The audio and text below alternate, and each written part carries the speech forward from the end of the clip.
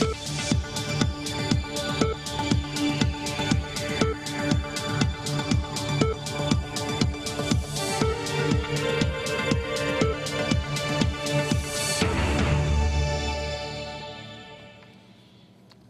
দর্শক, স্বাগত জানাচ্ছি আজকের সম্পাদকীয়তে। আমাদের আজকের বিষয়ের শিরোনাম জট খুলছে জনশক্তি রপ্তানির। আর এ নিয়ে আলোচনার জন্য আমাদের স্টুডিওতে আমন্ত্রণ জানিয়েছি। আমার ডান দিক থেকে পরিচয় করে দিচ্ছি। রয়েছেন প্রবাসী কল্যাণ ও বৈদেশিক কর্মসংস্থান মন্ত্রণালয়ের যুগ্ম সচিব জনাব কাজী আবুল কালাম। রয়েছেন রামরুর চেয়ারপারসন ডক্টর তাসনিম সিদ্দিকী এবং রয়েছেন দৈনিক প্রথম আলোর সিনিয়র রিপোর্টার জনাব শরীফুল হাসান। আপনাদের তিনজনকে স্বাগত জানাচ্ছি আজকে আমাদের আলোচনা অনুষ্ঠানে।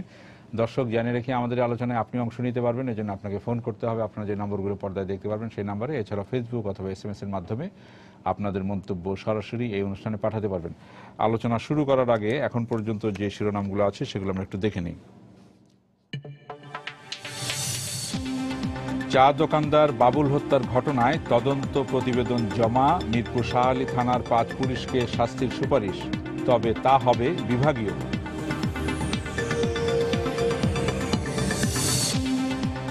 মালয়েশিয়া ও কাতারে রিক্রুটিং এজেন্সির মাধ্যমে লোক পাঠানোর পরামর্শ বাইরার। পর্যবেক্ষকরা বলছেন, পদ্ধতি যাই হোক, উপযুক্ত মজুরি নিশ্চিত করাই বড় চ্যালেঞ্জ। মিয়ানমার ও ভারত থেকে দেদারসে ঢুকছে মাদক, ধ্বংস হচ্ছে যুব সমাজ। জাতিসংঘের শুনানিতে বিশ্ব সম্প্রদায়ের সহযোগিতা চাইল বাংলাদেশ।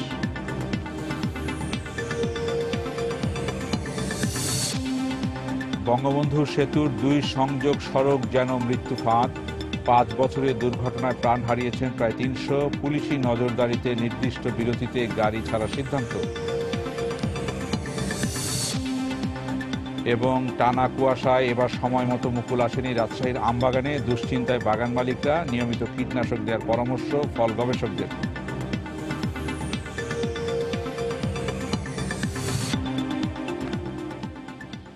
আমরা শিরোনামগুলো দেখলাম। আমাদের আজকের বিষয়টি নিয়ে আমরা যেটা আলোচনা করব, জনশক্তি রপ্তানি আসলে জট খুলছে কিনা সেই প্রশ্ন আমরা রাখতে চাচ্ছি আমাদের আলোচনার মাধ্যমে। সেটা দিয়ে হয়তো আমরা বেরিয়ে আসার চেষ্টা করব যে কি হতে যাচ্ছে জনশক্তি রপ্তানির বিষয়ে। আমরা আমাদের এখানে যে সরকারি প্রতিনিধি আছেন, মন্ত্রণালয়ের যুগ্ম সচিব, আপনাকে দিয়ে আলোচনা শুরু করবো, জনাব কাজী আবুল কালাম। আমরা গত কদিন ধরেই জনশক্তি রপ্তানির ব্যাপারে খুব চমকপ্রদ হেডিং পাচ্ছি টেলিভিশনে, পত্রিকায়। 15 লাখ, 3 লাখ, 5 লাখ, নানা সংখ্যাগুলি লাখের কম না। এবং আমরা দেখি যে আপনাদের দেয়া হিসাব এবং বিভিন্ন পত্রপত্রিকা হিসাব, বিভিন্ন তথ্যের হিসাব, যে জনশক্তি রপ্তানিটা গত কয়েক বছরে ব্যাপকভাবে কমে গেছে। তো এখন আবার মালয়েশিয়ার বিষয়টি আবার সামনে এসছে, আপনার কাতারের বিষয়টি আবার সামনে এসছে। মালয়েশিয়ার বিষয়টি আমরা জানি যে পুরনো বিষয়টি আবার নতুন করে এসছে। এই যে এটা প্রায় 4 বছর আগে, 2012 সাল, 3.5 বছর আগের ঘটনা, 2012 সালের অক্টোবরের বিষয়, সেটি আবার সামনে আসলো। তো আপনি যদি গোটা বিষয়টি একটু বলেন, তারপরে ওইভাবে আমরা আলোচনাটা শুরু করতে পারি। জি, ধন্যবাদ। আসলে শিরোনামে যেভাবে বলা হচ্ছে আমি ঠিক ওইভাবে বলবো না যে উন্মুক্ত হচ্ছে। আসলে উন্মুক্ত ছিলই। আমরা যদি 2015-র পরিসংখ্যান দেখি, সেখানে গিয়েছে আমাদের 5,55,881 জন, যা গত বছরে গিয়েছিল 4,25,000 জন এবং প্রায় 34% বেশি। সুতরাং কর্মীরা বিদেশে কর্মসংস্থানে যাচ্ছেন নিয়মিতভাবেই। কমেছে তো কিছু? ঠিক কমাও আমি এই মুহূর্তে বলবো না। আমি 2016-র যদি পরিসংখ্যান দিই আজ অবধি, সেখানেও আমার প্রায় 50,000 গিয়েছেন কর্মীরা। তো সেই হিসেবেও যদি আমি ধরি, তাহলে আমার এবছরেও কিন্তু গত বছর যা গিয়েছিল সে তুলনায় কম হবে না। আর এছাড়া আরেকটা জিনিস লক্ষণীয়, যে আমাদের যে সমস্ত প্রতিষ্ঠিত শ্রমবাজার, সেগুলোও কিন্তু আমরা ফিরে পাচ্ছি। যেমন সৌদি আরবে আমাদের কিছুটা কমে গিয়েছিল, কিন্তু 2015 সনের পরিসংখ্যানে দেখা যাচ্ছে যে তৃতীয় সর্বাধিক কর্মী গ্রহণকারী দেশ হচ্ছে সৌদি আরব। এবং কাতার ছিল 88,000-এর মতো নিয়েছিল 2014-তে, এবছর 1,23,000 নিয়েছে।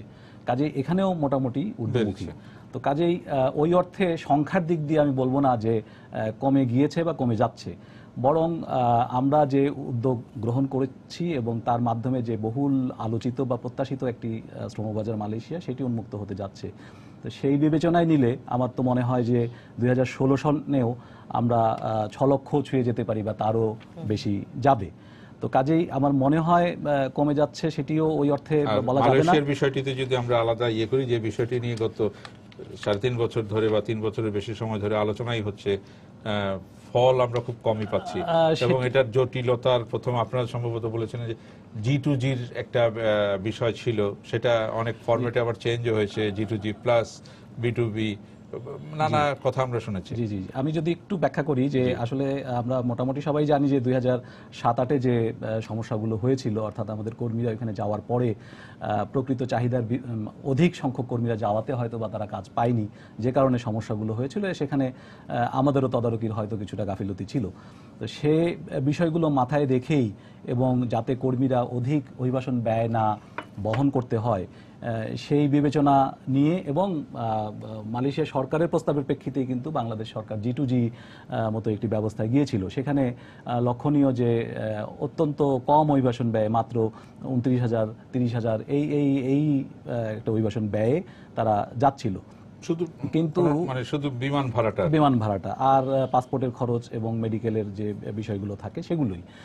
কিন্তু সমস্যাটা হলো যে আমরা প্রত্যাশিত চাহিদাটা পেলাম না, অর্থাৎ আমাদের মালয়েশিয়ান সরকার যে চাহিদা তাদের রয়েছে এবং G2G'র মাধ্যমে তারা আমাদেরকে দেবে বলেছিল সেটি কিন্তু দেয়নি। আপনি এখানে আপনাকে আমি থামাই যে ডক্টর তাসনিম, আপনি কি বলবেন যে শুধু চাহিদাটা না দেওয়ার কারণেই কি এটা হয়েছে, না যেটা বলা হয় বিভিন্ন পর্যায় থেকে যে সরকার যেটা করতে পারার কথা না সেটাই করতে গিয়েছিল বলে, মানে যে অবকাঠামো নেই, লোকবল নেই, এই যার কারণে এটা হয়নি, এটা বলা হয়? আপনি কি বলবেন?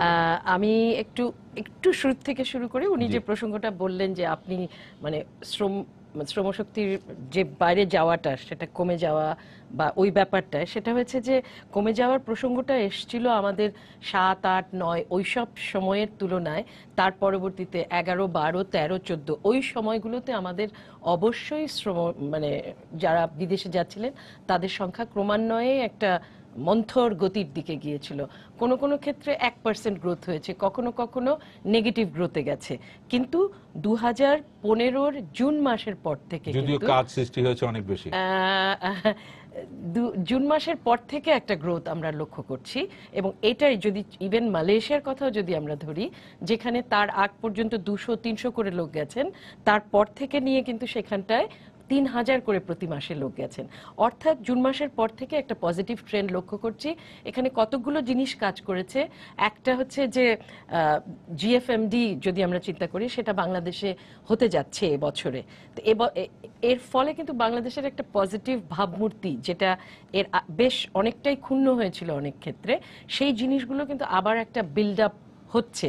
সরকার বিভিন্নভাবে হয়তো যোগাযোগ করছেন বিভিন্ন জায়গায়, যার ফলে এটার একটা পজিটিভ ফলাফল আমরা মানে আমাদের বাজারের ক্ষেত্রে লক্ষ্য করেছি।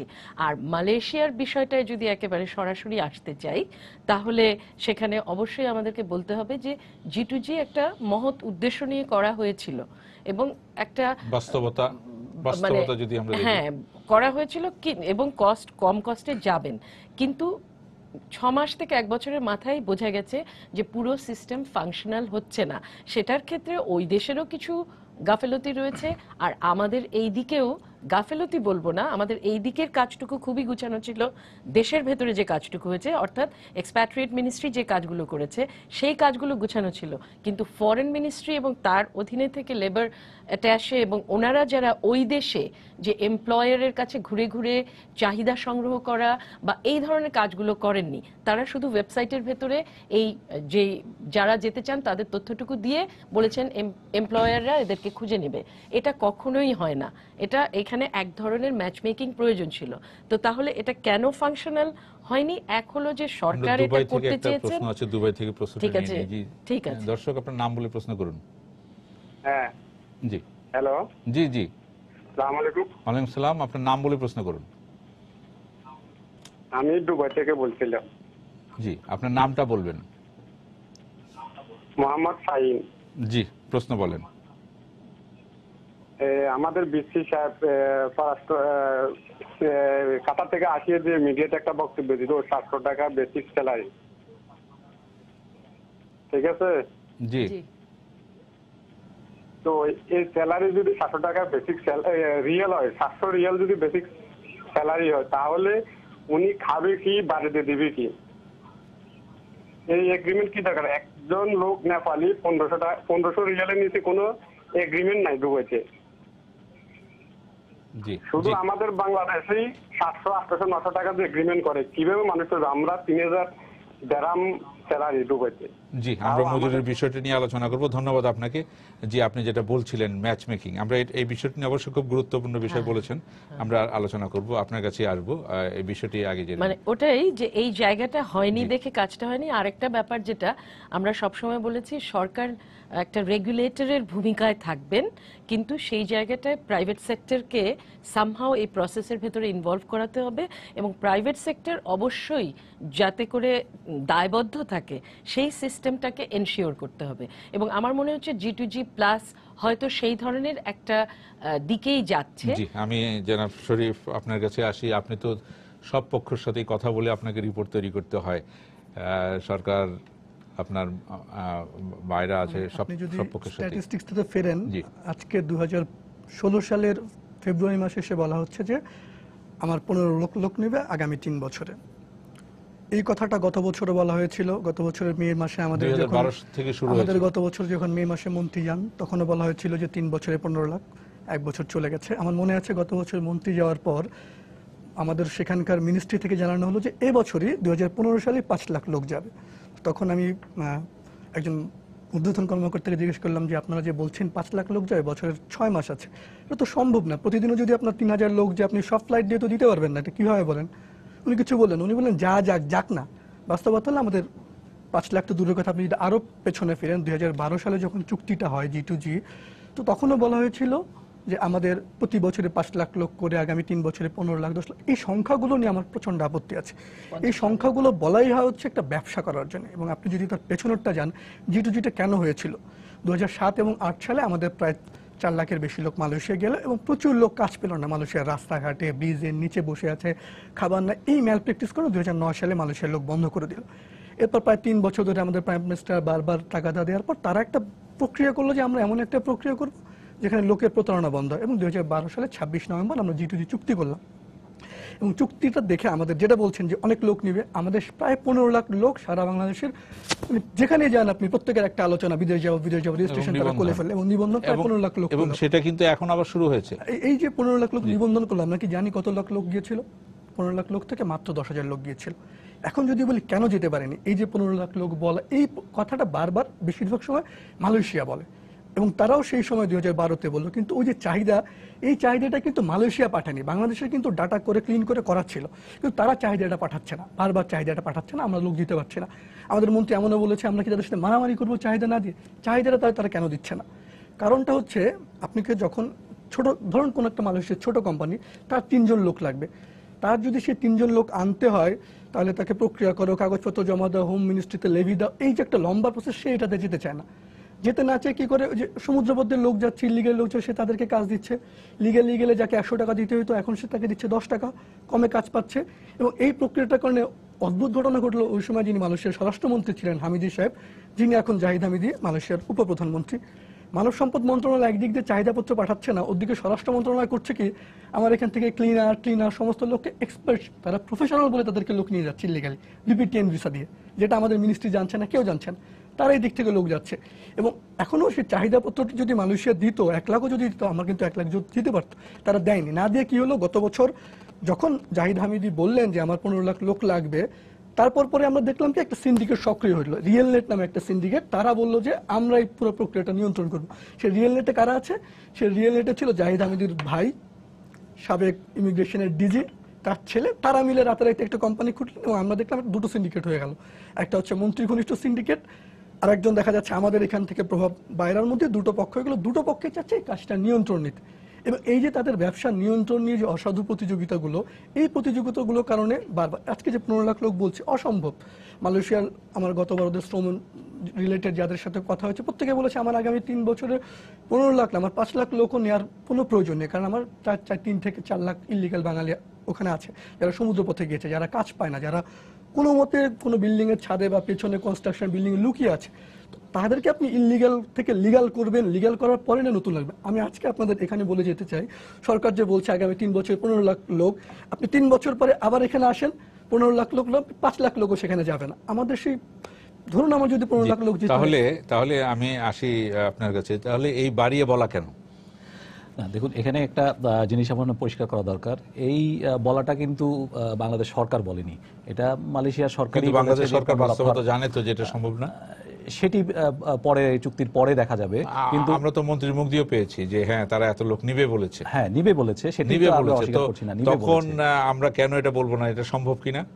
না সম্ভব কিনা সেটি মানে পরে বিবেচনা করা যাবে। আমার যদি ডিমান্ড আসে, আমি সক্ষমতা, যেমন আমি যদি বলি আমাদের 2007 এবং 8-এ সর্বোচ্চ 7 লক্ষ 8 লক্ষ গিয়েছিল, তো সেই বাস্তবতায় যদি আমি বিবেচনা করি তাহলে অন্য দেশেও যাবে, এখানেও যাবে, সেই হিসেবে হয়তো বা এত নাও যেতে পারে।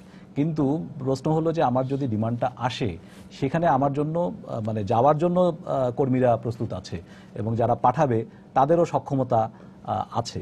তো সেই ক্ষেত্রে আমাদের যে সহযোগিতা প্রদান করতে হবে, তার জন্য আমাদের যে ইনফ্রাস্ট্রাকচার বা লোকবল, সেগুলোতেও আমরা মোটামুটি প্রস্তুতি আছে, কারণ কিছুদিন আগেও আমরা G2G-তে পাঠিয়েছি।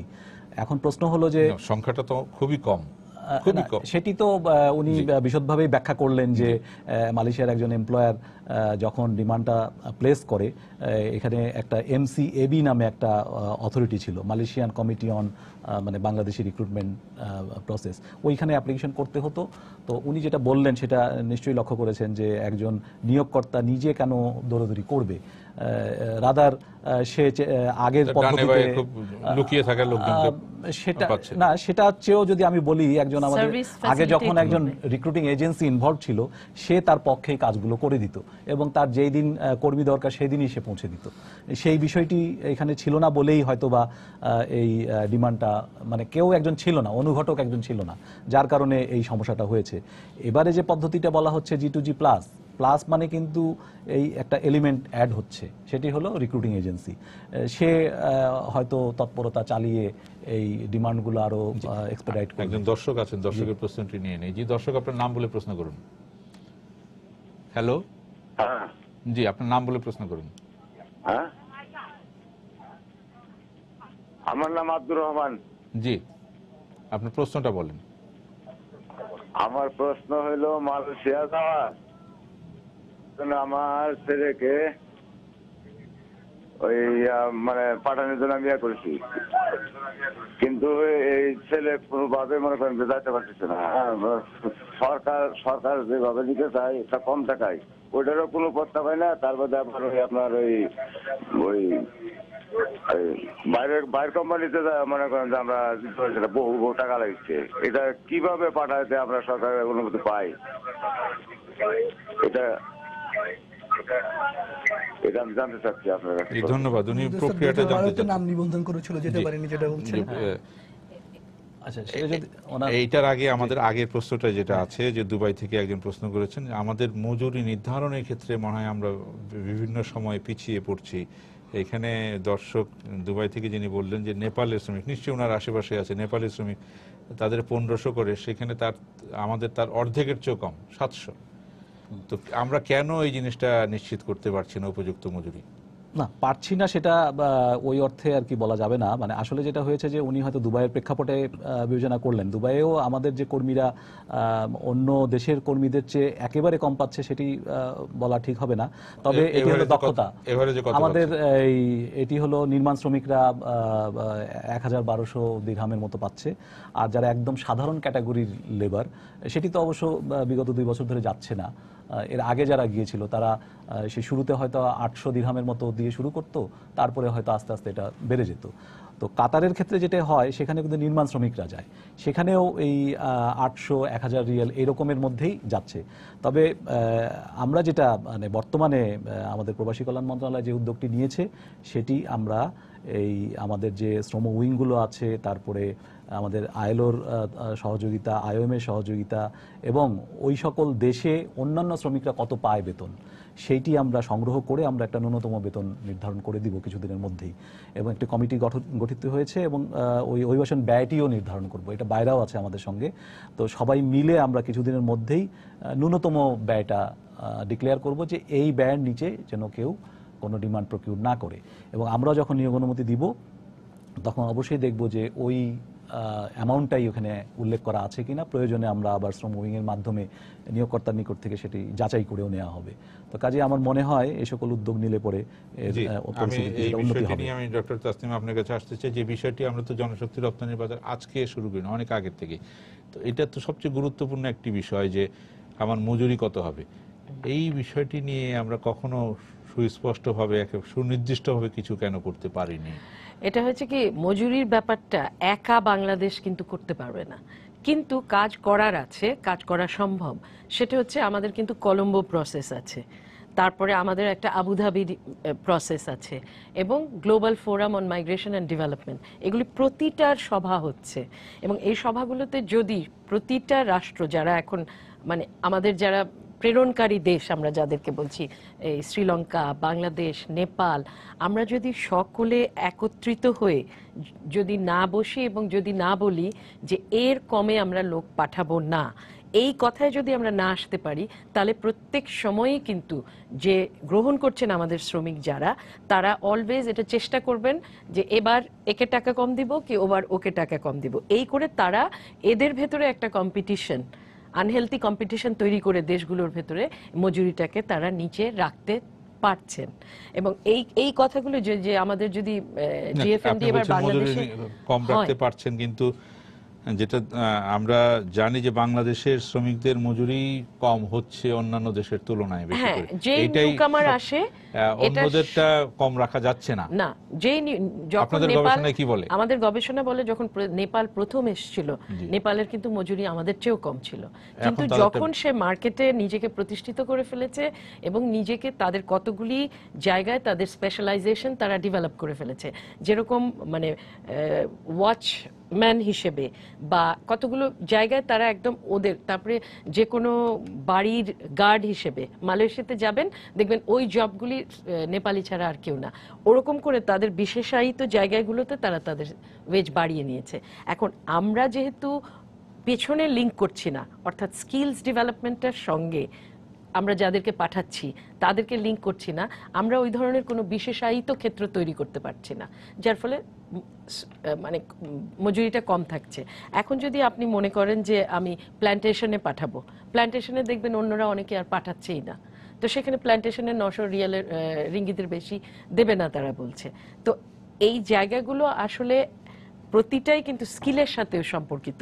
যদি বাংলাদেশ নিজে কিছু করতে চায় তো সেই জায়গাটা তার নিজের ঘরকে আগে গুছাতে হবে। জি, আপনি কি বলবেন? মালয়েশিয়া, প্রতিটা বাহরাইন, প্রতিটা দেশ গিয়ে সাধারণ মানুষের সাথে কথা বলার অভিজ্ঞতা হয়েছে। এই মজুরিটাই কিন্তু একটা ভয়ঙ্কর সংকট তৈরি করে। ধরুন সে কাতারে গিয়েছে 6 থেকে 7 লাখ টাকা খরচ করে, আমাদের সৌদি আরবের গভর্নমেন্ট যে কাগজে অনুমতি দেয় তাতে লেখা থাকে সে 17,000 টাকায় গিয়েছে, বাস্তবতা হচ্ছে সে 7 লাখ টাকার কমে যায়নি। তো সে যখন 6 বা 7 লাখ টাকা খরচ করে যায়, তার হয়তো ওখানে বেতন মাসে 14,000 টাকা, সারা বছর মিলে হয়তো সে ইনকাম করছে 1 লাখ টাকা, তার হয়তো পারমিটটা আছে কাগজের থাকা 3 বছর, সে দেখা যায় 3 বছরে সব মিলে সারাদিন খেটে খুঁটতে তুলেছে 2.5 থেকে 3 লাখ টাকা। বাকি যে 4 লাখ টাকা সে কীভাবে তুলবে? সারাটাক্ষণ তার মাথার মধ্যে একটা টেনশন থাকে, প্রেশার থাকে। এই প্রেশারগুলোর কারণে সে অসুস্থ হয়ে যায়, তার অ্যাক্সিডেন্ট হয়, স্ট্রোক হয়। কেউ কি জানেন যে আমাদের যেমন লোক যায় প্রতি বছর আমার এয়ারপোর্টে তরুণ 35 থেকে 30 বছর বয়স 3,500 থেকে 4,000 মানুষের লাশ আসে, এবং তাদের 70% আসে এই মধ্যপ্রাচ্য থেকে, সৌদি আরব, কাতার থেকে। কেন এই একটা 30 বছরের ছেলে, 28 বছরের ছেলে কেন স্ট্রোক করছে? এই কারণটা হচ্ছে মজুরি। তার টেনশন থাকে, আমি জমি বিক্রি করে গিয়েছি, আমি টাকা, সেই টাকাটা তুলতে পারে না। কেন? তার মজুরিটা কম হয়।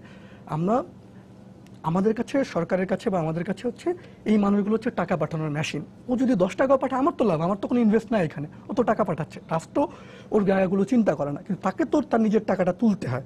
যার কারণে দেখা যায় আমাদের ধরেন 1976 সাল থেকে লোক পাঠানো, আমরা কিন্তু 40 বছরে পারিনি কোন দেশে আমাদের কত মাইগ্রেশন কস্ট হবে, কত বেতন, আমরা সেটা করতে পারিনি। ইভেন আমাদের কোনো প্ল্যানই নেই। যেমন ধরেন নেপালের লোকটা দ্রুত ইংরেজি পারে, আমরা ঠিক করে বিদেশ ভ্রম বলে আমাদের যে একটা প্ল্যান করে, স্কিল করে, সেটা করি না। ধরুন মধ্যপ্রাচ্যে সে যদি শুধু আরবি জানে তার যে 100টা পরিমাণ আরবি ওয়ার্ড জানলেই বেতন তার বেতনটা বেড়ে যায়। আরেক এমনকি জায়গায় যায়। আমাদের যারা মাদ্রাসায় পড়ে আমরা তাদেরকে পাত্তাই দিই না, ওই লোক কি করবে? ধরুন আমাদের যেই পরিমাণ মাদ্রাসা স্টোরেজ, গভর্নমেন্ট শুধু এইটুকু প্ল্যান করে যে আমার আরবি পাঠানোর লোকগুলোকে আমি মধ্যপ্রাচ্যে পাঠাবো একটু কাজ শিখে। আমাদের কখনোই আমরা সেগুলো ভাবিই না, কাজই করি না। কারণটা কি, এই সেক্টরটা যতই গালি দেন না কোন, ওই বাইরা যাদেরকে আপনি আদম ব্যাপারী বলেন, ওরাই মোটামুটি ইনফর্মালি দাঁড় করিয়েছে, তারাই লোক পাঠাচ্ছে। সরকারের যেইভাবে গুরুত্ব দেওয়ার কথা, যেভাবে পরিকল্পনা করার কথা, যেখান থেকে আপনি 14 বিলিয়ন 15 বিলিয়ন এত টাকা পাচ্ছেন, সেখানে আমাদের রাষ্ট্রের বিনিয়োগ কত? অর্থনীতির তিনটা স্তম্ভের একটা স্তম্ভ। কিন্তু আপনি কি শুনলে অবাক হবেন, আমাদের এটার যদি এই মন্ত্রণালয়ের বিনিয়োগ দেখেন তাহলে দেখবেন 50টা মন্ত্রণালয়ের মধ্যে শেষের দিকে গিয়ে তাদের বিনিয়োগ, তার মানে তাদের কোনো খরচ, এবং যে টাকাটাও তাদের পেছনে খরচ হয় সেটাও একজন প্রবাসী শ্রমিক তার যাওয়ার আগে যে একটা টাকা ফান্ডে রেখে যায়, সেই টাকাটাই তার ডেড বডি আনা হচ্ছে, অসুস্থ হলে সেই টাকা হচ্ছে, সেই টাকাই প্রবাসী কল্যাণ ব্যাংক হচ্ছে। অদ্ভুত বিষয় হচ্ছে, সামান্যই মানে খুব 6 লাখের মতন সামান্য দেয়া আছে এবং অধিকার ওইখানে বলতে যা লোকেরা বোঝায়, চাঁদা মানে তুলে আমাদের কাছে লাশ ফেরত এই পাঠায়। মানুষগুলো টাকা পাঠানোর যন্ত্র ছাড়া আর কিছুই না। তাদের অধিকার বলেন, তাদের মজুরি বলেন, আমরা খুব কমই ভাবি। প্রপিপল লোক আছে স্যার, অনেকদিন ধরে এখানে আছেন। যে নিজে আরেকটা শুরু প্রশ্ন করতে আছে ছিলেন। মজুরি নিয়ে, আমি সেই মজুরি নিয়ে প্রশ্নটা নিয়ে নেই। জি দর্শক, আপনার নাম বলে প্রশ্ন করুন। হ্যালো, আসসালামু আলাইকুম। ওয়ালাইকুম আসসালাম। জি মোহাম্মদপুর থেকে বলছি। জি বলেন, আচ্ছা, আমি যে দুবাইতে আপনার 3 নামটা বছর বলে ছিলাম। প্রশ্নটা করুন। জি, আমি দুবাইতে 3 বছর ছিলাম। হ্যাঁ, আমার বেতন ছিল 750, আর ইন্ডিয়ানকে বেতন ছিল 1500, আর আমি এসির কাজ করতাম। মানে ওদের বেতন বেশি আর আমাদের কম, এটা ডিফারেন্স একটু বলতে পারবেন? জি ধন্যবাদ। আর ওরা 40,000 টাকা দিয়ে যায় ইন্ডিয়ায়, আর আমরা যাই 2-3 লাখ টাকা দিয়ে। কি বলবেন আপনি? না, এটা ঠিকই আছে। উনি যখন ওই যে শরীফ সাহেব যে একটু আগে যে কথাটা বললেন, সেটা আপনি একটু ফিরে আসি। মানে আমরা এত বছর ধরে জনশক্তি রপ্তানি করছি, কিন্তু আমরা কোনো অবকাঠামো বা না, সিস্টেম গড়ে তুলতে পারিনি। যে গড়ে তুলতে পারিনি এটা আমি স্বীকার করব না, কারণ আমাদের 38টা কারিগরি প্রশিক্ষণ প্রতিষ্ঠান ছিল, সেখান থেকে আমরা এই মুহূর্তে আমাদের 70টি কারিগরি প্রতিষ্ঠান। তো আমাদের তো যদি একটা প্ল্যান না থাকতো তাহলে তো আমরা এগুলো তৈরি করতাম না। প্লাস আমাদের প্রতিষ্ঠান হয়েছে, আমাদের অবস্থার কি উন্নতি হয়েছে? অবশ্যই হয়েছে, কারণ আগে আমার যেখানে 60,000-এর মতো আমরা বছরে প্রশিক্ষণ দিতে পারতাম, সেখানে আমরা এখন 1 লাখ দিতে পারছি। এবং আমরা এই বাকি যে প্রশিক্ষণ প্রতিষ্ঠানগুলো নির্মাণ করব, সেগুলো শেষ হলে পরে এটা আরো সংখ্যা বাড়বে। সেই প্রশিক্ষণে আমার কর্মীদের বেতন কেন বাড়ছে না, মজুরি কেন বাড়ছে না? এখানে আরেকটা ফাঁক আছে। ফাঁকটা হচ্ছে যারা এখানে ট্রেনিং নিচ্ছেন তারা যে বিদেশ যাচ্ছেন সেটাও কিন্তু না। বিদেশ যাওয়ার প্রক্রিয়াটা দালাল ধরে অমুক ধরে যে কোনো মানুষ, সেটি আবার ভিন্ন। আর হয়তো দেখা যাচ্ছে যারা ট্রেনিং নিচ্ছে তারা মানে তাদের তার অনেকেই মানে যেতে পারছেন এখানে না। একটা যাচ্ছে, গ্যাপ সে আছে। আসলে একদিন আগে জানছে সে অমুক দেশে ওই কাজে যাচ্ছে, সে জানে যার না কি ফলে কাজে যাচ্ছে। যারা ট্রেনিং নিচ্ছেন জি। তারা অনেক ক্ষেত্রে, কারণ এটা আমরা এই টিটিসি গুলোকে ব্যবহার করে প্রচুর ট্রেনিং দিয়েছি আমাদের এলাকাগুলো থেকে, টাঙ্গাইল থেকে, চিটাগাং থেকে, কিন্তু এই যে ট্রেনিং যাদের দিয়েছি তাদের কাউকে বিদেশে পাঠাতে But পারছি না। it's improving. হ্যাঁ, সেখানে- কেন? না, কারণ সেখানে আমার যেই- মনে হয় আপনি যেহেতু গবেষণা করছেন, আরেকটা হ্যাঁ, ডিনামিক্স ভুলে গেলে চলবে না। আমরা সম্প্রতি 2015 সনে যে সংখ্যা বললাম আমি একটু আগে, 5,55,000, তার মধ্যে আমরা দেখতে পেয়েছি যে ইন্ডিভিজুয়ালি লোক গিয়েছে 78%। জি, তো তা ইন্ডিভিজুয়ালি মানেটা কি? মানেটা হলো ফ্রেন্ডস এন্ড যারা ফ্যামিলিজ। আপনাদের- না, ফ্রেন্ডস এন্ড ফ্যামিলিজ এর মাধ্যমে সেই ভিসাগুলো এসেছে। সেটাই। হ্যাঁ, তার মানে এই যে প্রতারণার কথাই যদি বলি, তাহলে কে করছে? আমি কি তার আত্মীয়। এককভাবে রিক্রুটিং এজেন্সিকে দায়ী করব? তা তো নয়। তার আমার আত্মীয়। যে নিকটাত্মীয়, সেই তো ওই বেশি দামে ভিসাটা ক্রয় করে আবার তার নিকটাত্মীয়র কাছে বিক্রি করছে। সেই ক্ষেত্রে কিন্তু ওই যে প্রশিক্ষণের কথা বলি, দক্ষতার কথা বলি, এখানে বিবেচনায় আসে না। কারণ সে তো তার ওই নির্দিষ্ট লোকটিকে পাঠাবে, সে প্রশিক্ষিত কিনা, সে তার ওই দক্ষতা আছে কিনা, সেই ক্ষেত্রে এই বিবেচনাটা হয় না। So এটা কাজেই খুবই কঠিন মানে পুরো পুরো জায়গাটা। জিনিসটা এত সরলীকৃত নয়। অর্থাৎ আমার যে কর্মীরা যাচ্ছে তার মধ্যে একটা বড় অংশ যাচ্ছে নিজেদের উদ্যোগে ভিসাটা সংগ্রহ করে বা চাহিদাটা সংগ্রহ করে। তো সেটি একটি দিক। আর একটা দিক হলো, আমি ডক্টর তাসনিম আপনার কাছে আসতে চাই, নিজেদের উদ্যোগে যদি সংগ্রহ করে আসতে হয়, সেখানে সরকার কি একটা মানে একটা ইয়ে রাখতে পারে না যে হ্যাঁ এত কম হবে না, মজুরির বিষয়টি কি নিশ্চিত করতে পারে মানে না? পুরো জিনিসটাই হচ্ছে ইনফর্মালি। হ্যাঁ, এত পুরো জায়গাটা ফর্মালি করতে সমস্যা। সেটাই, প্রাতিষ্ঠানিকীকরণটা খুব কঠিন, কিন্তু কিছু একটা এখানে বের করা প্রয়োজন, যেখানে রিক্রুটমেন্ট সেক্টরের পুরোটা কাজ যদি দেখেন আপনি, এটা তো এক হলো যে 78% ইন্ডিভিজুয়াল কন্ট্রাক্ট এর মাধ্যমে যাচ্ছে, এছাড়াও যদি রিক্রুটিং এজেন্সিও যায়, সে একেবারে লাস্ট স্টেজে এসে ইনভলভ। এর আগে কিন্তু সব দালাল ইত্যাদি ইত্যাদি দিয়ে ইনভলভ। তো যার ফলে এখানে যে মানে কোনো রকম লিঙ্কেজ সরকার তৈরি করবেন, ওই ধরনের কাজগুলো কিন্তু হয়নি, হচ্ছে না, এখনো হচ্ছে না। প্রবলেমটা কঠিন, কিন্তু প্রবলেমের সলিউশন খুঁজে বের করতে হবে, কিন্তু সলিউশনটা কিন্তু এখন নেই। কিন্তু এতদিন পর্যন্ত যে নেই, এটাও কিন্তু আবার দুঃখজনক। কেন এটার সলিউশনটা বের করতে পারছি না আমরা? আমরা কি তাহলে এই ক্ষেত্রে কাজ করছি না? সলিউশন নেই যেমন ঠিক, আবার আছেও। যেমন যদি আপনি মানে কেন 78%-এর যে আপনি যদি একটু ব্যাকগ্রাউন্ডে যান তাহলে দেখবেন আমাদের লোকজন যখন মধ্যপ্রাচ্যে যাওয়া শুরু করলো, সে হয়তো কোনো একজন আরবের বাড়িতে দারোয়ান বা ড্রাইভার হিসেবে কাজ করে। সে তাকে বলে, ওই আরবকে বলে, ভাই আমার একটা দেশে একটা ভাই আছে, আমি ওটার লোক আনবো, ভাই তুমি আমাকে একটু অনুমতি দাও। ও হয়তো অনুমতি দিল। অনুমতি দেওয়ার পর প্রথম আসলে তার কোনো টাকা লাগতো না। পরবর্তীতে অন্য কোনো বাঙালি গিয়ে সে আরবটাকে বলে, দেখো ও তোমার কাছ থেকে নিচ্ছে, ও তোর আত্মীয় না, অন্য একজন কিনে 2 লাখ টাকা নিচ্ছে, তুমি আমাকে দাও, আমি তোমাকে 500 রিয়াল দিব, তোমাকে টাকা দিচ্ছে, তুমি আমাকে অনুমতি দাও। ও তখন আরেকজন বাঙালি যে বলছে, ও 500 দিচ্ছে, আমি তোমাকে 1000 রিয়াল দিব। আরবটা তখন দেখছে কি মজা, তো ওরাই কম্পিটিশন করছে কে লোক আনবে, আমি ঘরে বসে থাকি, আমিও টাকা পাচ্ছি। সে তখন যে বেশি দিচ্ছে তার কাছে দিচ্ছে, যার কারণে একমাত্র বাংলাদেশি সেটা, যে ভিসাটার কোনো দাম নেই। ধরুন আপনি আপনার ঘরে কাজের লোক রাখবেন, আপনি কি সে কি আপনাকে টাকা দিয়ে আসবে না আপনি তাকে টাকা দিবেন? উল্টো হচ্ছে আমাদের এখানে, সে টাকা দিয়ে যাচ্ছে লোক। কিন্তু সেই জায়গাটাই, এবং যেটা হচ্ছে সে এই বেচাকেনার কারণে যেখানে টাকা লাগার কথা সেখানে 4 লাখ 5 লাখ 6 লাখ লোক জায়গা যাচ্ছে। এবং ওই সে তার মামাতো চাচাতো খালাতো ভাই দ্বারা যেমন প্রতারিত হচ্ছে, আবার এমপ্লয়মেন্টটা তাদের দ্বারা হচ্ছে। মানে এখন সমস্যাটার সমাধানটা কি? খুব আমার কাছে মনে হয় রাষ্ট্র যদি ঠিক করে যে আমি আগামী 5 বছরে কারা কারা বিদেশ যেতে চাই, আমি ডাটাবেজে নিলাম, নিয়ে আমি এবার তাদেরকে ট্রেনিং করাবো, ট্রেনিং করে আমি স্কিল বানাবো, আমার যে দেশ থেকে চাই আমি এই যে মামা চাচা খালা, আমি এটা চেষ্টা করবো কমাতে, বন্ধ করতে। বেটার আমার যেখানে স্কিল লোক এবার লাগবে, আমি যদি টোটালি বন্ধ করি, ধরুন কালকে যদি আমি বলি যে সৌদি আরব থেকে আমি আমার 10 লাখ ক্লিনার নিয়ে আসবো, সৌদি আরব অচল হয়ে যাবে। আমাদের ধরুন আমার বাসায় কাজের বউটা না আসলে কিন্তু আমি এক ধরনের অচল, কাজে তাকে কিন্তু আমি গুরুত্ব দিই, সম্মান দিই। কিন্তু আমরা আমাদের শ্রমিক পাঠাতে পাঠাতে আমাদের মানসিকতা হয়ে গেছে যে আমাকে তো মানে আমাকে না নিলে আমার হবেটা কি? আমরা বুঝতে চাই না, আমি যদি না গিয়ে ওর ওখানে কাজ করি, ওর রাষ্ট্রটা গড়বে না, মালয়েশিয়াটা আজকে ইকোনমিক ডেভেলপমেন্ট হবে না, মধ্যপ্রাচ্য চলবে না। কাজে আমাকেও এখন সেই সচেতনতা বোধটা আমার রাষ্ট্রের আসতে হবে, ব্যক্তির আসতে হবে, যে আমি কাজটা করছি, আমার ভিতরে যে বার্গেন পাওয়ারটা আছে সেটা আমি ব্যবহার করছি না। আজকে যেটা ম্যাম বলল, প্ল্যান্টেশন সেক্টরে কেউ যাবে না। বাঙালি যদি বলে যে 900 রিঙ্গিত, আমি 1200 রিঙ্গিত না হলে যাবো না, ও দিতে বাধ্য, কারণ অন্য কেউ ওখানে যাবে না, ওর সেই কাজটা করাতে বাধ্য। এইটা প্রতিটা জায়গায় আমার সেই বার্গেন করাটা, এখন বলার পরে আমার মনে হচ্ছে যেটা কিন্তু আরেকভাবেও সম্ভব। সেটা হচ্ছে কি, আমরা কেন মানে বিভিন্ন সরকার কেন সবসময় বসে থাকবেন ইন্ডিভিজুয়াল কন্ট্রাক্ট নিয়ে, ভিসা নিয়ে লোক যাবে, এটার জন্য কেন সরকার বসে থাকবেন? তাহলে আমার ফরেন মিনিস্ট্রি, আমার লেবার অ্যাটাশে যারা ওখানে আছেন, তারা কেন বিভিন্ন কোম্পানি ভিসা, যেগুলি কোম্পানিতে কাজেরও তো সেখানে প্রচুর ভিসা আছে, সেগুলো আমরা কেন আনছি না? সেগুলোর জায়গা আমরা কেন ব্যর্থ হচ্ছি? সরকার কেন বসে আছেন যে ইন্ডিভিজুয়াল কন্ট্রাক্টে যা আসবে ওই দিয়ে কাজ যেভাবে চলছে চলবে? কেন এটা হবে? আসলে সরকারকে তো একদম নিজের বিশেষায়িত সেল প্রয়োজন এই মন্ত্রণালয়ের ভেতরে, ফরেন মিনিস্ট্রির ভেতরে, এবং একটা 10 বছরের কর্ম পরিকল্পনা নিয়ে তাদের এগিয়ে যাওয়া প্রয়োজন। এবং সেখানটায় মানে আমি কোন মন্ত্রী কার সাথে কি ধরনের নেগোসিয়েশন করে সব কোম্পানি ভিসাগুলি বের করে আনবো, এটার একটা কর্ম পরিকল্পনা থাকতে হবে। অর্থাৎ আমরা ওই জায়গায় কোনো কাজ করছি না, ওই জায়গায় কাজ না করার জন্য কর্মপরিকল্পনার বিষয়ে কোনো অগ্রগতি হচ্ছে না, ওই জায়গায় আমরা এখনো কাজ করছি না। কি বলবেন আপনি? না, এটা পুরোপুরি সত্য নয়, কারণ আমরা করছি না সেটি বলা মোটেই সঙ্গত হবে না। কারণ আমাদের 16টা লেবার উইং ছিল, আমরা সেখানে এখন 28টা লেবার উইং তৈরি করেছি। আর এমন না পদ বাড়িয়েছি না, উনি যেটি বলছেন এটি এত সরলীকৃত না যে আমি একজন কোম্পানিকে গিয়ে বললাম যে ভাই ভিসা দাও আর সে দিয়ে দিবে, সেটি তো না। আমার লেবার অ্যাটাশন অবশ্যই কাজ করছে। একা কত কাজ করবে? 20 লাখ লোক লেবার অ্যাটাশে আছে, দুজন কত কাজ করবে?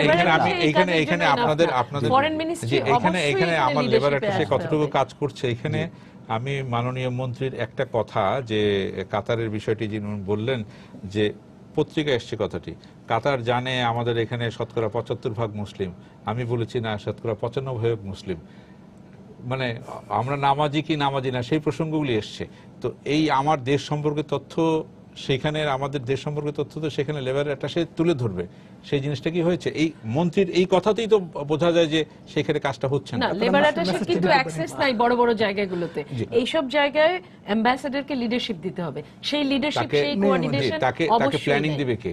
এই বিষয়ে। এবং এইগুলোর কর্ম পরিকল্পনা থাকতে হবে। এটা একা একা গিয়ে কথা বলে ওরম ভাবে হবে না তো।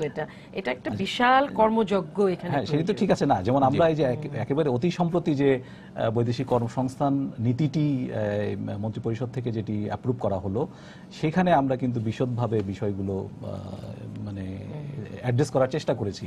যেমন আমি বলি 8টা মন্ত্রণালয়কে আমরা আইডেন্টিফাই করেছি যে তাদেরও এই বৈদেশিক কর্মসংস্থানের সঙ্গে সম্পৃক্ততা রয়েছে এবং তাদের কাজ কি হবে সেগুলো আমরা আইডেন্টিফাই করেছি। পাশাপাশি 2টো কমিটির প্রস্তাব করা হয়েছে, যেটাতে সিভিল সোসাইটি অন্তর্ভুক্ত থাকবে এবং সিভিল সোসাইটিও কিভাবে হেল্প করতে পারে সেগুলো আমরা বিভিন্ন কর্মশালা করে সিভিল সোসাইটি কিন্তু আপনি নিয়েছেন, আপনি তো আছেন। জি জি, আমরা এটা আরো বিস্তারিতভাবে ওনাদের সঙ্গে শেয়ার করব। এটি তো জাস্ট কিছুদিন আগেই অ্যাপ্রুভ হলো। তো এখানে আমরা যেমন 6টি বিষয়কে লক্ষ্য করে করেছি। সেখানে দক্ষতা প্রাধান্য পাচ্ছে, নারী অভিবাসন প্রাধান্য পাচ্ছে, অভিবাসীর নিরাপদ অভিবাসন এবং তাদের কল্যাণের বিষয়টি প্রাধান্য পাচ্ছে। এরকম 6টি বিষয়কে টার্গেট করে সেটির লক্ষ্য কি, উদ্দেশ্য কি, কিভাবে করা হবে, যেমন ওই যে কমিটির কথা বললাম, সেই কমিটি সব কতদিনে বসবে, তারা কি কি কাজ করবে, এবং আমরা একটা টাইম বাউন্ড অ্যাকশন প্ল্যানেও করতে চাচ্ছি, যার অর্থ যে আমরা ঠিক এতদিনের মধ্যে এই কাজটি করব, এতদিনের মধ্যে এই কাজটি করব। সেখানে প্রত্যেকটা স্টেক হোল্ডারকে নিয়েই আমরা সেই কাজটি করব। আর আরেকটা কথা যেটা এসেছিল যে গবেষণা সেল, সেটিও আমরা সীমিত পরিসরে শুরু করেছি, অর্থাৎ আমাদের বিভিন্ন দেশে কীরকম চাহিদা আছে সেগুলো আমরা নিরূপণ করে সেই অনুযায়ী আমাদের আবার প্রশিক্ষণের ব্যবস্থাটা করা। তো সেই ক্ষেত্রে যেমন এই রিক্রুটিং এজেন্সি নিজস্ব কিন্তু প্রশিক্ষণের একটা ব্যবস্থা আছে, সেটিও ভুলে গেলে চলবে না, এবং তারাও তাদের প্রশিক্ষণ কেন্দ্রের মাধ্যমে প্রশিক্ষণ দিয়ে বাইরে পাঠাচ্ছে। তারা যে যেতে পারে না। আমি তো রিক্রুটিং এজেন্সি দিয়ে যেটা বলা হয় যে অনেক আশার কথা, এদেরকে নেন না তারা, যে আমরা আশার কথা শুনলাম, যে আমরা এইটা বলা হয় যে G2G'র ব্যর্থতা, আমাদের গত 2 বছরের সাগরে যে মৃত্যুর ঢল, এটাকে বলা হয় G2G'র ব্যর্থতার একটা কারণ। তো আমরা কি আশা করতে পারি যে, আমরা সময় একেবারে শেষের দিকে চলে এসেছি, আমরা কি আশা করতে পারি যে হ্যাঁ, আমাদের এখন যে ব্যবস্থা হচ্ছে আমাদের এই ধরনের অবৈধভাবে বিদেশ যাওয়াটাকে ঠেকাতে পারবে? যদি হ্যাঁ, বৈধ পথে অভিবাসনের সুযোগ যখন থাকে, অবৈধ অভিবাসনের সুযোগ অটোমেটিক্যালি কমে যায়। তারপরেও বৈধ পথে যে অভিবাসন, সেটার ভেতরে যে নিয়মতান্ত্রিকতা বা যে গিয়ে চাকরি পাবে, এইসব ব্যাপারগুলো, আর যে বলা হচ্ছে যে 37,000 টাকা, কার্যত দেখা যাবে আসলে কিন্তু মানে আন্ডারহ্যান্ড ডিলিং এ ওই 37,000 টাকায় কেউ যাবে না, একটা বড় টাকা দিয়েই যাবে। তখন আমার যে ক্লাইমেট চেঞ্জ উপকূলের যে মানুষজন রয়েছে, যারা ওই টাকাটা দিতে পারেন না, তাদেরকে কেউ যদি লোভ দেখায় 10,000 টাকায় তুমি যাবে, সে কিন্তু রওনা দেবে। তো সুতরাং এই পুরো জায়গাগুলোতে আন্তঃ মন্ত্রণালয় কোঅর্ডিনেশন এবং আন্তঃ ইস্যু কোঅর্ডিনেশন এর মাধ্যমে কিন্তু আগাতে হবে। কিন্তু সেই ধরনের কোঅর্ডিনেশনগুলো আমরা সচরাচর দেখি না। তো সুতরাং কমে যাবে এগুলো বলতে পারে। বাংলাদেশে সবকিছুই যেন ভাগ্য নির্ভর, মানে আমরা ভালো হতেও পারে, নাও হতে পারে। শরীফ বলতে দ্বিধা নেই, সরকারের অনেক ভালো ভালো উদ্যোগ আছে, কিন্তু জুবাইর ভাই, স্বাধীনতার এই সময় এসে 2016 সালে টেকনাফ উপকূল দিয়ে নৌকায় করে কেউ মালয়েশিয়া রওনা হচ্ছে, সেটা হচ্ছে বাংলাদেশের বাস্তবতা। কেন যাচ্ছে, কি কারণে যাচ্ছে। এবং অদ্ভুত বিষয় আমি আপনাকে বলি, থাইল্যান্ডের যে সীমান্তটা, যে গ্রামটাতে আমার বাংলাদেশিগুলোর কবর আছে, একটা পরিত্যক্ত কবরের মধ্যে অনেক বাঙালি রোহিঙ্গার লাশটা করা, তাদের কোনো নাম নেই, তাদের শুধুমাত্র কতগুলো নাম্বার দেওয়া আছে, তাদের ডিএনএ স্যাম্পল কেদার হাসপাতালে রাখা আছে, সেখানে আমি গিয়েছি। আমরা কোনোদিনও জানতে পারবো না ওই যে কবরে শুয়ে আছে ওই বাঙালি ছেলেটা কে। তার মা হয়তো এখানে ভাবছে যে আমার ছেলে মালয়েশিয়া গিয়েছে, হয়তো কোনোদিন ফিরবে, কোনোদিনও আমরা জানতে পারবো না, তার মা জানবে না ওখানে কবরে শুয়ে আছে। কারণ আমাদের রাষ্ট্র সে উদ্যোগটাও নেই, আমাদের কারা মারা গেছে, কি হয়েছে। প্রতি বছর যেটা বলেছি 3-3.5 লাশ আসছে, প্রতিটা জায়গায় আমাদের মানুষরা অনেকেই, বেশিরভাগই নির্যাতিত হচ্ছে, টর্চার হচ্ছে। আমার কাছে মনে হয় আমি কম লোক পাঠাই, আমার প্রতিটা মানুষ বাঙালি সেজন্য অধিকার নিয়ে, মানবিক মর্যাদা নিয়ে ভালোভাবে বাঁচতে পারে। আমি কি আমার এয়ারপোর্ট ভর্তি প্রতি বছর 4,000 লাশ আনবো? আমি জানি না। আমার কাছে মনে হয় যে আমাদের এখন স্পেসিফিকলি কোথায় আমাদের লোক লাগবে, কি টাইপের লোক লাগবে, গবেষণা করে স্কিল করে অল্প লোক পাঠাবো, বেশি রেমিটেন্স পাঠাবে, এবং আমার প্রতিটা বাংলাদেশের মানুষ সে মাথা উঁচু করে বাঁচবে। আমি সংখ্যাটা নিয়ে আমরা মাতামাতিটা কম করব, একদমই কম, বা সংখ্যা বলারই তো প্রয়োজন নাই। 13 লক্ষ কি 15 লক্ষ এসব বলার কোনো প্রয়োজন নাই, তাই না? আমাদের এটা আবার সমঝোতা হয়েছে, আমরা চেষ্টা করব যত পারি ভালো পরিস্থিতিতে পাঠাতে। এটুকু বললেই কিন্তু শেষবারের মতো আপনার কাছে আসছি, আপনি শেষ করবেন। মানে এই বিষয়গুলি যেটা আমরা আলোচনা করলাম, সেটাই যে আমরা সংখ্যার বিষয়ে আমরা গুরুত্ব সংখ্যা হয়তো একটা আমাদের কাছে থাকবে, যত বেশি আমরা করতে পারি, কিন্তু সুষ্ঠুভাবে সবকিছু যেন করতে পারি সেটা কিভাবে করব। প্লাস যে দর্শক একজন জানতে চাইলেন যে প্রক্রিয়াটা কি হবে, আগে যারা নিবন্ধিত ছিল তারা কি করবে, নতুন নিবন্ধন দিবেন কিনা, সেগুলি দিয়ে যদি আপনি শেষ জি, করেন। আমি বলবো যে আমাদের চুক্তিটি সম্পন্ন হলে পরে আমরা বিস্তারিতভাবে সবাইকে জানিয়ে দিব যে কিভাবে আসলে যাওয়ার প্রক্রিয়াটা অনুসরণ করতে হবে। কতদিনের মধ্যে এটা শেষ হওয়ার আশা এটা আছে? আশা করছি আমি 1-2 মাসের মধ্যেই চুক্তিটি স্বাক্ষরিত হবে এবং তারপরেই হয়তো যাওয়ার প্রক্রিয়াটাও শুরু হবে। তো যারা নিবন্ধিত আছেন তারা তো অবশ্যই সুযোগ পাবেন। আর নিবন্ধনের প্রক্রিয়াটি কিন্তু কন্টিনিউয়াস, অর্থাৎ এটি বন্ধ নেই, সবাই নিবন্ধিত হতে পারেন এবং সেটি আমরা ডিটেইল পত্রিকায় প্রকাশ করে জানিয়ে দিব যে পদ্ধতিটি কি হবে। আর এছাড়া যেটি আমার সহ আলোচকরা আলাপ করলেন তাদের সঙ্গে অবশ্যই একমত পোষণ করছি এবং যেটি বলার আমার সেটি হলো যে আমাদের শরীফ সাহেব যে বিষয়টি বলেছেন সেটি কিন্তু খুব গুরুত্বপূর্ণ, অর্থাৎ আমি কত টাকা বেতন পাবো আর কত অভিবাসন ব্যয় আমার খরচ হচ্ছে, এই জ্ঞানটুকু যখন একজন অভিবাসী কর্মী যিনি যেতে চাচ্ছেন তিনি নিজে নিজে উপলব্ধি করতে পারবেন যে তার যাওয়াটা কি ফ্রুটফুল হচ্ছে কিনা, অর্থবহ হচ্ছে কিনা, তখন কিন্তু উনি নিজেই সিদ্ধান্তটি নিতে পারবেন। আমরা অবশ্যই প্রচারণার জায়গায় এবং অ্যাওয়ারনেসের জায়গায় সরকার কাজ করছে, তার চেয়েও আমার মনে হয় সিভিল সোসাইটি আরও বেশি কাজ করছে, নিয়মিত উঠান বৈঠকের মাধ্যমে তাদেরকে সচেতন করছে। এই সচেতনতার জায়গা কিন্তু আমাদের বেশিরভাগ শ্রমিক কি আমি মালয়েশিয়া যাচ্ছি, কত টাকার জন্য যাচ্ছি, এই জিনিসটা কি আগে জানে কখনো? বেশিরভাগ ক্ষেত্রে না, এখন তো আমি মালয়েশিয়া যাচ্ছি একটা ওরা ঠিক ভাবে আগের দিন জানে তার কালকে ফ্লাইট। জি, না, সেটি কিন্তু হলো কত টাকা বেতনে যাচ্ছে কবে এটা যাচ্ছে জানে না। এটা এই জানে, জিনিস- এটা না জানার কোনো কারণ নেই। এটা আমার মনে হয় এই না, ওরা মনে করে অবশ্যই আমার জানে। বেলায় কত অন্যরকম টাকা হবে, যাচ্ছে, আমি না জানি কি করে মালয়েশিয়ারটা জানে সে কত টাকা এখন যাচ্ছে। সে কত টাকা দিয়ে যাচ্ছে আর কত দিনের মধ্যে এটা উঠে আসবে এই এই হিসাবটা এই করতেই এই হবে। হিসেবটা তাকে করতেই হবে। যেটি আমার মনে হয় আমি রামরুর গবেষণাতে অনেকবারই দেখেছি, ওনারা সম্ভবত ফাইন্যান্সিয়াল লিটারেসি এই শব্দটা ব্যবহার করছেন।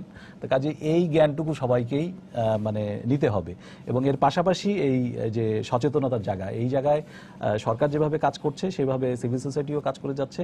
আর সংবাদ মাধ্যম তো অবশ্যই অত্যন্ত গুরুত্বের সহকারে বিষয়গুলো তুলে ধরেছে, যেভাবে বিশেষ করে অনিয়মিত অভিবাসনের যে বিষয়গুলো আলোচনা হলো এবং পত্রিকায় এসেছে তা থেকে আমার মনে হয় সবারই একটা শিক্ষা নেওয়ারও ব্যাপার আছে যে আমরা নিরাপদ অভিবাসন কিভাবে হবে। জি, আমাদের নিরাপদ অভিবাসন হোক, এই আশা করে আমরা আমাদের আলোচনা এখানে শেষ করছি। আপনাদের তিনজনকে ধন্যবাদ। সুপ্রিয় দর্শক, আপনারা যারা এতক্ষণ আমাদের সঙ্গে ছিলেন আপনাদেরকে ধন্যবাদ জানিয়ে আজকের মতো এখানে শেষ করছি। শুভরাত্রি।